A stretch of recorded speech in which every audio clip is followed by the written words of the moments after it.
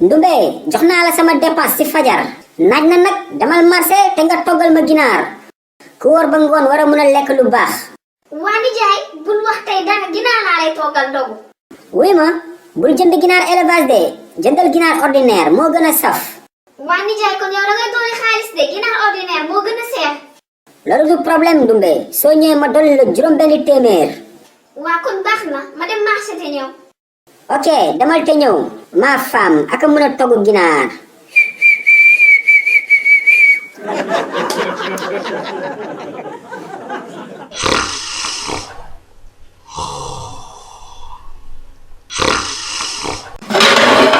hey hey hey Malik mon fils ana ndogu lii. ndogu heure bi non ndogu jotagul de père. kon ban heure moo jot Malik. père 2 heures la ñuy soog a julli léegi. 2 heures du matin wala 2 heures du tisbaar. yaa ko tey père xam nga ni 2 heures tisbaar laa lay wax.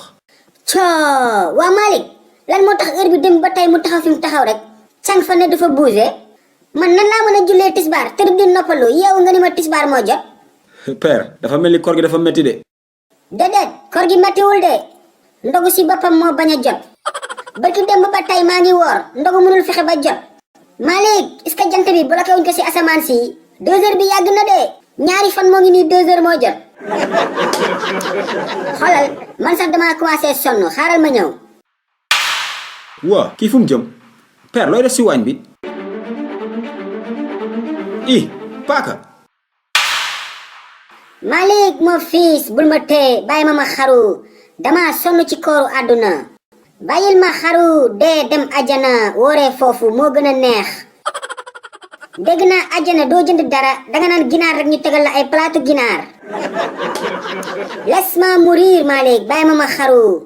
et n'oublie pas Malik mon fils waxal sa yaay xaru naa mais je l'aime de tout mon cœur. adieu mon fils adieu le Sénégal.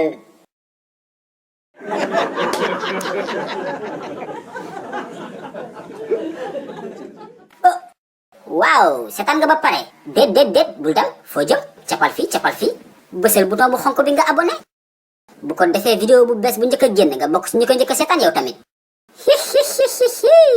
je vous aime I love you.